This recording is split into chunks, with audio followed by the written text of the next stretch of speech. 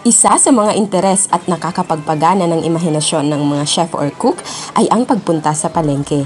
Maliban sa mga idea ng pagkain na maaari nilang mabuo sa kanilang isipan, gawa ng nakakakita sila ng mga sariwang pagkain, masayahin at masisipag din ang mga taong nandito.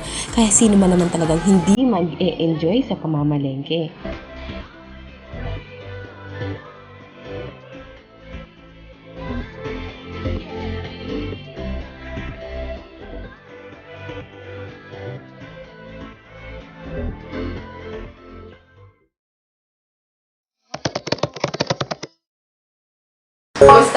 Kumusta? Sana ay nasa mabuti kang kalagayan. Ang episode natin ngayon ay medyo kakaiba sa mga previous videos na nakikita nyo or makikita nyo sa aking YouTube channel. Ngayon naman, ako mismo ay pumunta sa palengke para naman ituro kayo or ituro sa inyo kung paano yung simpleng proseso para magkaroon kayo ng idea kung paano mamili ng maramihan sa palengke. And by the way, ako nga pala si Aika Mojico. Kung bago po sa channel ko ay lalapin na po sa video na po. Please don't forget to subscribe and click the notification bell para updated ka sa mga susunod ko pang mga videos. At bago ang lahat, disclaimer lang guys, ito ay base sa mga personal experiences, research at observation ko lamang. Malamang sa malamang bago mamalengke ng mga kakailanganin, siguro naman nakaplano na ng maayos lahat-lahat sa iyong negosyo o celebration o basta sa paggagamitan mo ng mga bibilhin mo sa palengke. At syempre kasama na dito ang budget. Inuuna kong sinusulat yung mga ingredients kinagabihan pa lang para ready na ako kinabukasan sa aking pamimili. Actually, 4:30 AM ako everyday nagigising at dahil medyo special ang araw na ito, 4:30 pa din ako nagising. Same banana friends. At dahil main goal ko ay umalis ng 5:15 or 5:30, nakaset talaga ang alarm ko ng 5 AM. Kahit gising na ako ng 4:30. Alam nyo, in case na maisipan kong mag-snooze ng kaunti. At least diba maaga pa din. Well, dahil mabilis akong nakakuha ng Grab taxi, tuwang-tuwa ang inyong auntie. 'Di ba? Ang bait pa ni Mang Seryo. Ang aming guard, shout out po sa aming pogi at mabait na guard. Dadalhin ko muna kayo sa palengke.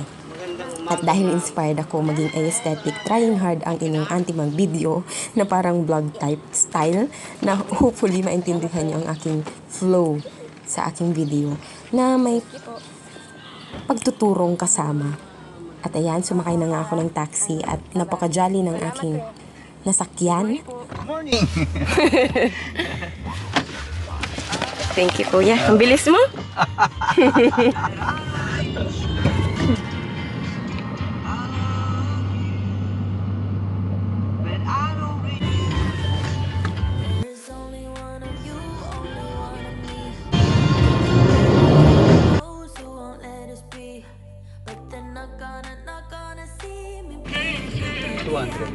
$200.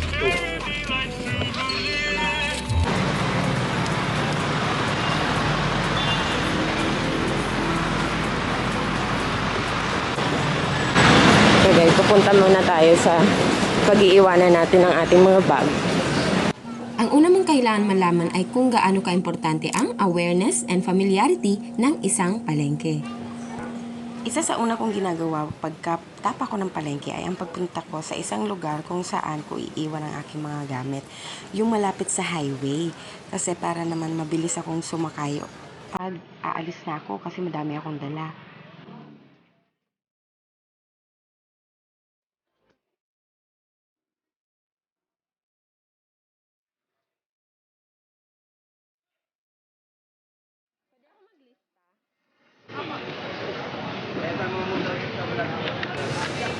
Hello po. Good morning.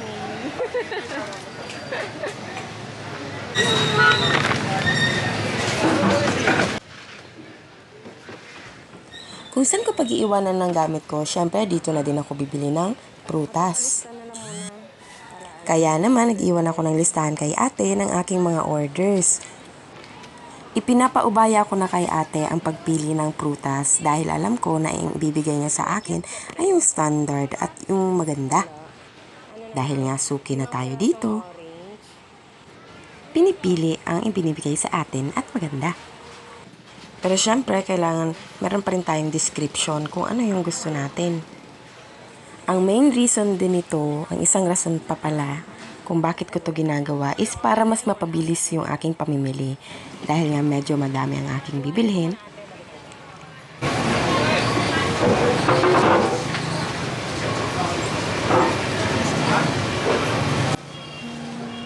Sa hindi kalayuan, may nakita ko na matamis na klase ng prutas na tinatawag na kiat-kiat. 75 pesos ang half a kilo nito. Bumili ako habang maaga pa para mauna akong makapagpili ng magagandang klase. At maiiwan ko agad ito doon sa aking suki.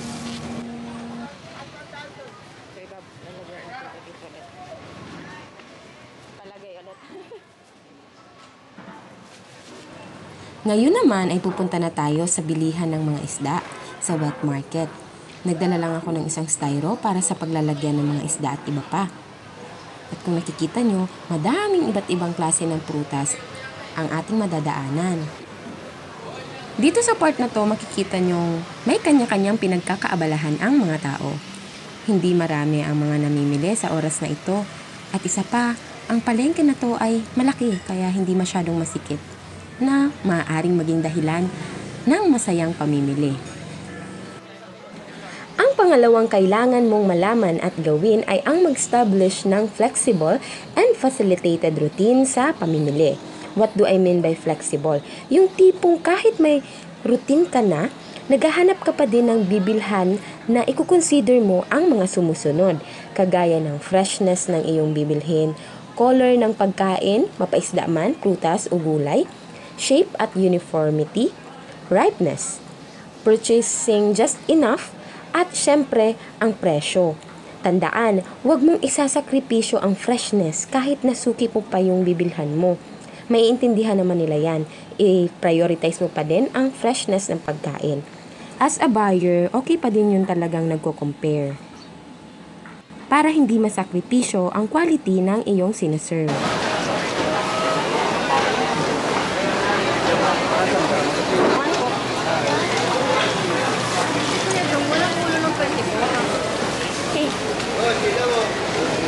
Ilan yan? Ilan? Good morning, kuya. Bigla ko nito. Okay. 120 pesos. Ganda ko na. Ilaw ko, ilaw. Pisil, pisil. 10 piraso, kuya. Ayan. 1, 2, 3, 4, 5. 10. 10 Isang araw, yung nakaraan na mali yung ano mo, ano? Ha? Yung paggawa mo. Meet Kuya Oliver. Madalas akong mamili sa kanya ng mga isda, katulad ng bangus, tilapia. At kung meron pa silang ibang available, minsan bumibili din ako ng ibang klase. Bumili ako dito. Oo nga, ikaw nga yun. Walang ibang maganda ko. Wow, nabola pa si Kuya. Salamat. Ano yung vlog? Pagkain. Ano yung vlog ka na? Anong gagawin? Pang ano ko yan, kuya? Pang kabetsi ko yan. Linisan mo na lang. Salamat. At iniwan na natin ang ating isda na pinapalinisan. At hanap muna tayo ng iba pang klase ng isda or klase ng pagkain na nasa listahan natin.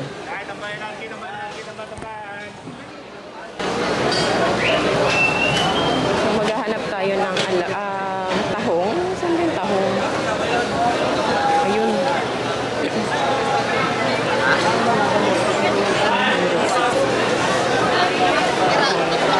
Ay, mandar, sakto lang daw nakauwi. Kuya, pabili ng tahong. Ilan po? 1 kilo. Hello po, good morning. 1 kilo ka?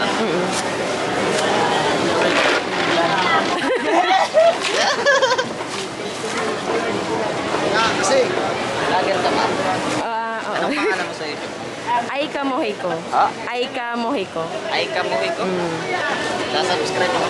Salamat. Ako mama. Sige, ano mang pangalan mo? Magko-comment ako. Oh. Ano na lang, Popoy. Popoy, si Kuya Watch Popoy. out. Meet Kuya Popoy, ang nagtitinda ng tahong. Ang sasaya nila. At masasayang kausap. Makikita niyo sa kanila na nag-enjoy talaga sila sa kanilang ginagawa. Pagkain. Ito binibili ko. Kaya ma'am, mumukbang mo yan. Mama, Papanoorin ko nga yan. Oh, yeah. Sa vlog din siya. Oo, iba-vlog ko yan siya. Panoorin kayo, magko-comment ako. Uy, sa akin binili yung tahong na yan ah. 120 ko yan, oh. Ito yung mga cold cuts. At pagkatapos kong bumili kay Popoy ng tahong, pumunta na tayo dito sa area kung saan makikita ang mga cold cuts na tinatawag mga processed food. Kumbaga, kagaya ng hotdog, longganisa, tapa, tocino, at iba pa. Marami ng taong makakakita sa high vlog. Thank you.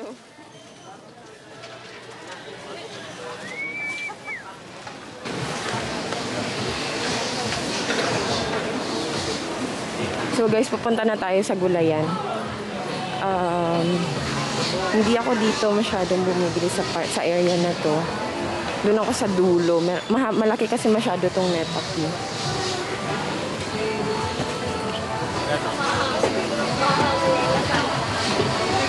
Dito yung mga non-food.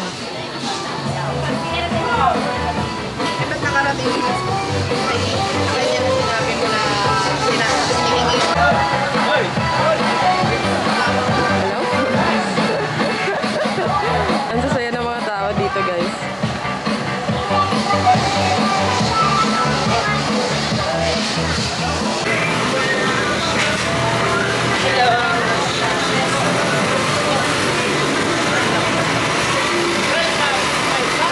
Hello po, good morning.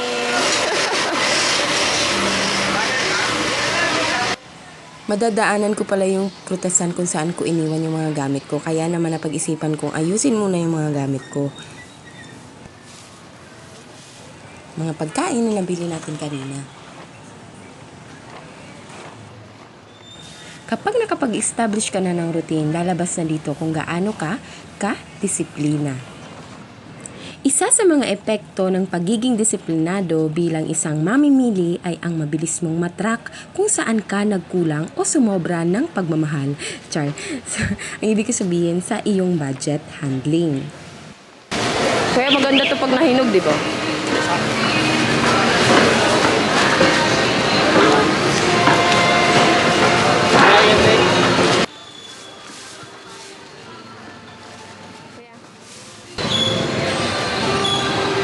Pang ilang araw pa to bago mahinog?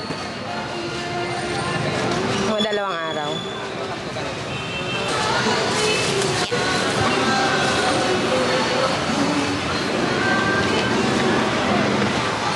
Balik na naman natin to kasi Kaya dapat kung katulad ko kayo, na kayo mismo ang namimili sa inyong negosyo o household, dapat may dala kayo palaging ballpen at papel.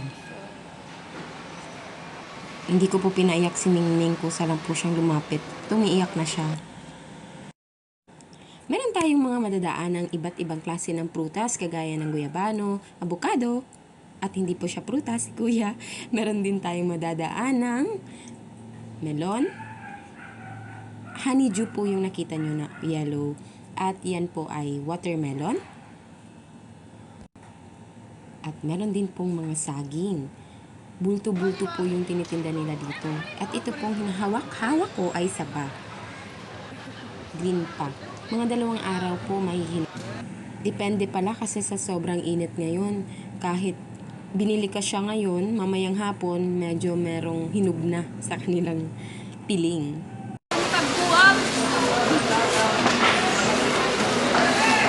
Shoutout naman dyan. ano ba pangalan nyo? Shoutout sa Lakatan Fighters ng Dasma. Dasma. Yes, Cavite. Wow. Taga Dasma po kayo? Hindi, may ano lang kami doon. May pwesto lang kami doon. May pwesto kayo doon? Ah, 2 yung pwesto nyo. Ito tsaka doon? 3 doon, isa dito. Wow. Yun na po yung business nyo? Family business? Boss? Yung boss May boss nyo? po kami. Magkano po dito? 175. Ito po. 300. 1/4. Pag 1/4 yung sinasabi ko. Babalag siya. Hello. Anong channel mo? Subscribe kita. Aika Mohiko. Name ko lang po. Parehas lang po yung stall nyo. Hindi. Yes.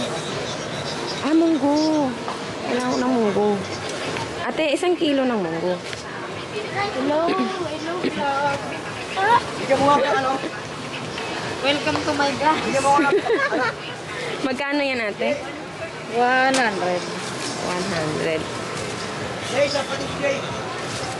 Mama, 279. Ate, palista na lang. Nawala yung ballpen ko. Sige, no problem. Salamat.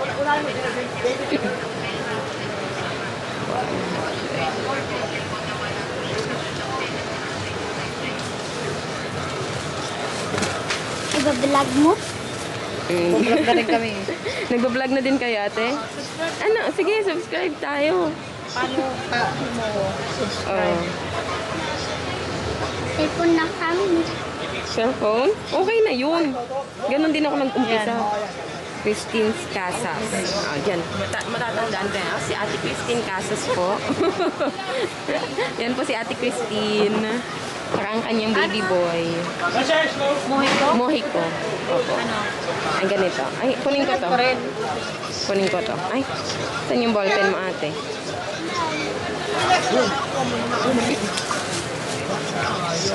Ay, hindi to. Ayun! Wala nilagay yung bullpen ko. I forgot the bullpen na. Tawag ko lang siya kanina eh. Nabitawan mo yata. Yes, okay. Thank you. Bili mo yun. Ha? Bili mo. Sa mall. Pupunta ka ba ng mall? Minsan? Ito. Ano? AICAMOJICO.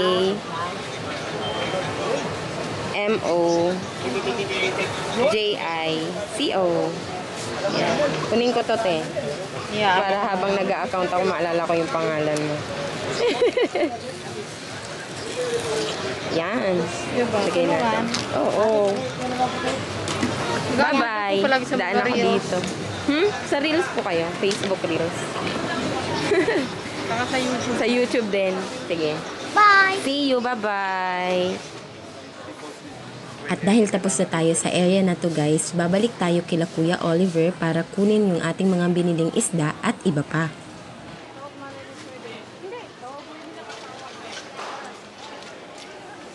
So, babalik ulit tayo dun guys sa ating ano. Kuya, nandito na ako. Ano, alis ka na. Ay, Aalis na ako. Eh, dalawa yan nga. Ayan na si Kuya. Kuya, magbabayad na ako. Oo, sige.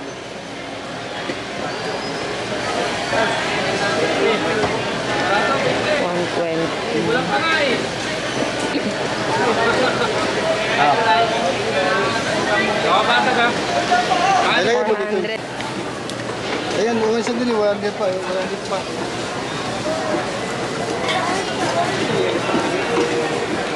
Wala, ang daming ano oh. Pinipinta ko rin yan. Hindi, ay, hindi. Pensi isa. Rabbit. Rabbit. Hamster, no? Tagalog, Tuniyo. Anak ka ng kuniyo. Sabi ni Udi Garcia. Ah, Kaya ko na yun, Kuya. kaya na. Sige ah. Salamat po.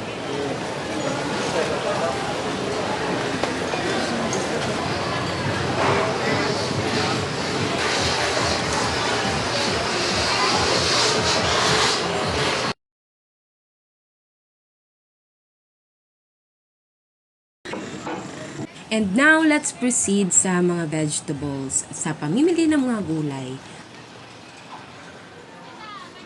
Pero bago ang lahat ng mga madadaanan ulit tayo ng bulto-bultong mga prutas. At ayun si Kuya, kumakaway-kaway. Shoutout sa iyo, Kuya. At ngayon naman maghahanap tayo ng bibilhan natin ng gulay. Maghahanap tayo guys ang pwede nating pag-iwan ng lista ng ating order. Dito. 1 kilo. Siguro dito na lang kasi walang tao. Kuya.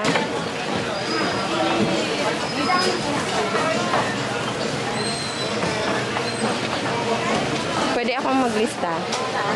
Basta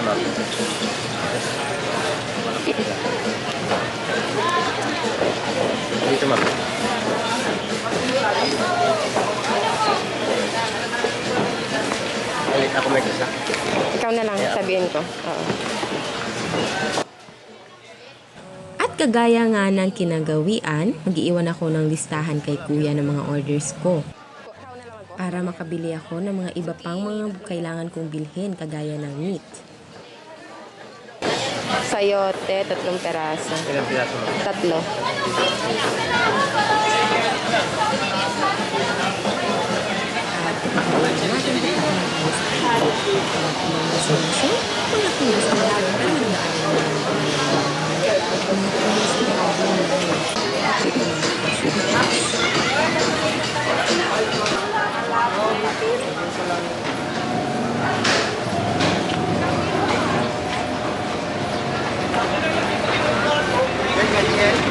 Di po.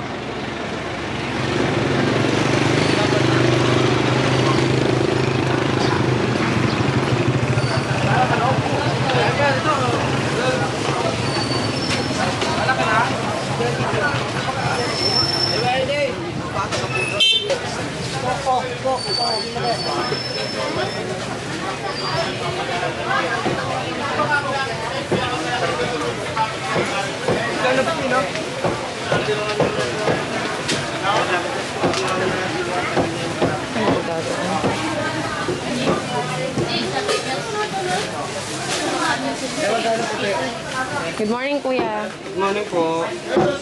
Dito na naman ako. Ano pong order? 2 kilong pigi. 2 kilong tigi. Apo. Let's proceed sa pamimili ng baboy. Suki na ako dito kila kuya. At ang gusto ko lang dito, mura na. And mabait pa yung mga tao. 2 kilo lang, ano? Apo, tsaka lista mo din kuya, pati yung price. Kasi last time wala pala yung ano. Walang prayo na dito. Oo. Wag na, buo lang. Tsaka ground pork, 1 kilo. Isang gramo po.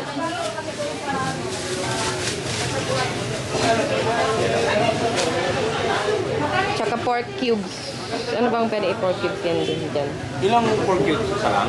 2 kilo. 2 kilong po.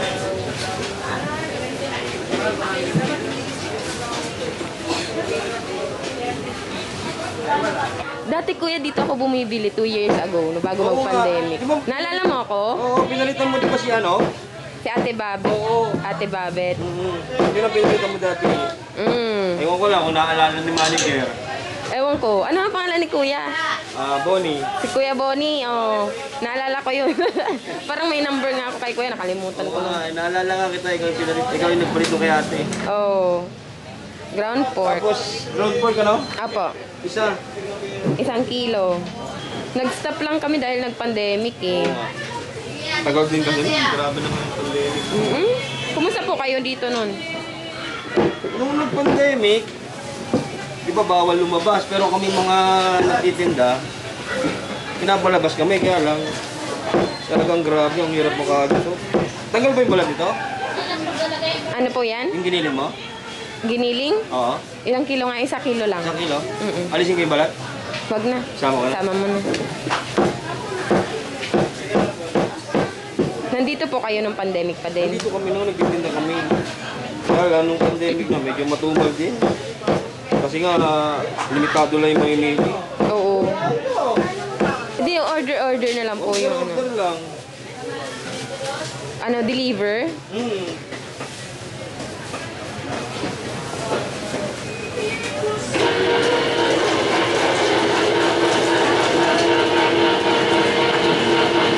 Check.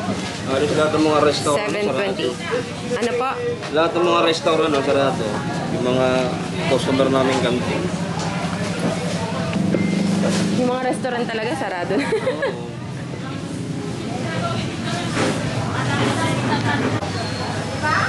Madami pong nag-iba, no? Wala naman to dati. Yan, wala naman yan dati. Yan. Clear yan siya. Clear. Pero may mga umalis po ba? Meron, yung dati nakapwesto dyan, umalis na. Ngayon, siya ang nakasalong. Siya ang nakakuha. Kaya bago lang siya dito. Nag-start lang din siya nung nag-pandemic. Yung pandemic. Mahal po ba yung ano dito, pwesto? Mahal. Ang pwesto namin dito, itong amin ay 1,000 na. Daily yun. Daily, 1,000. 1,000 ang daily. Tapos pera pa yung kuryente. Grabe.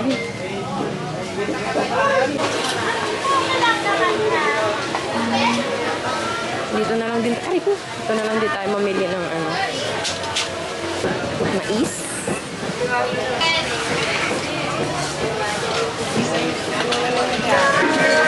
Kaya magkano sa mais? Ano dyan na, puti? Puti. 60 ang kilo. Ilaw.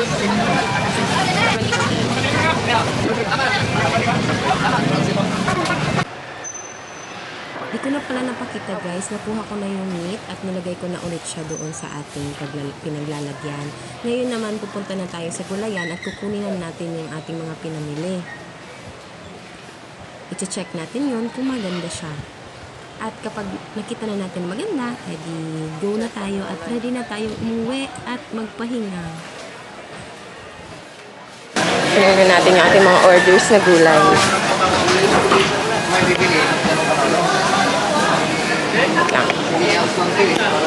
Kuya, okay na? Oo, ma'am. I-ayos ko lang, ma'am.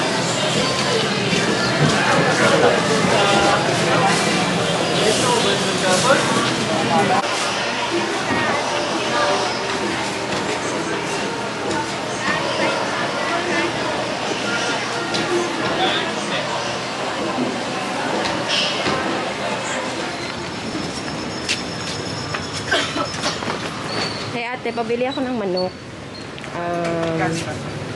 Magkano nga yung kilo niyan? 165, di ba? Ang magandang karanasan base sa aking opinyon, kapag ikaw ang bumibili sa palengke bilang isang entrepreneur o kaya bilang isang normal na tao na gusto lamang mag-serve ng masasarap na pagkain sa kanilang pamilya, meron kang fresh mind kasi maaga kang aalis tapos maaga ka ding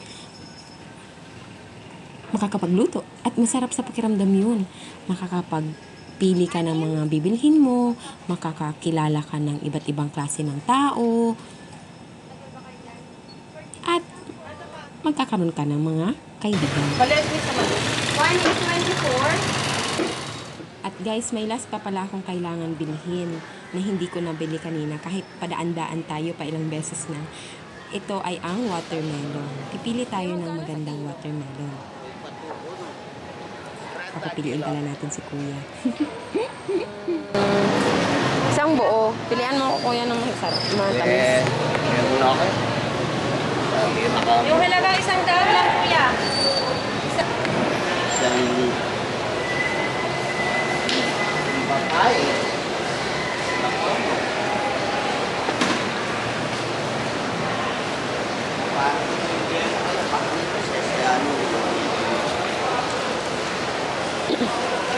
What? Pwede ako kuya palista. Palista.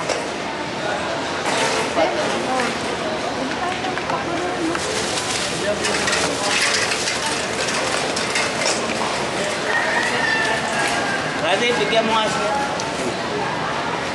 Bili ng dalawa.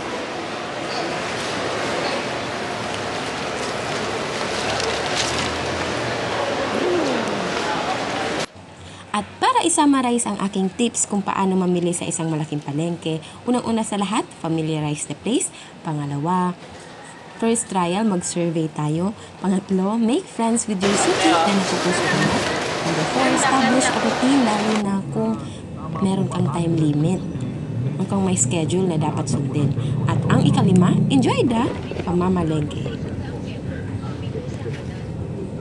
And time to relax guys, mga 9:30 na ako natapos sa pamamalengke at nakauwi. Kaya naman, it's time to liquid ng mga pamilya. Thank you for watching guys. I hope you like this video. If you did, please like and comment down below.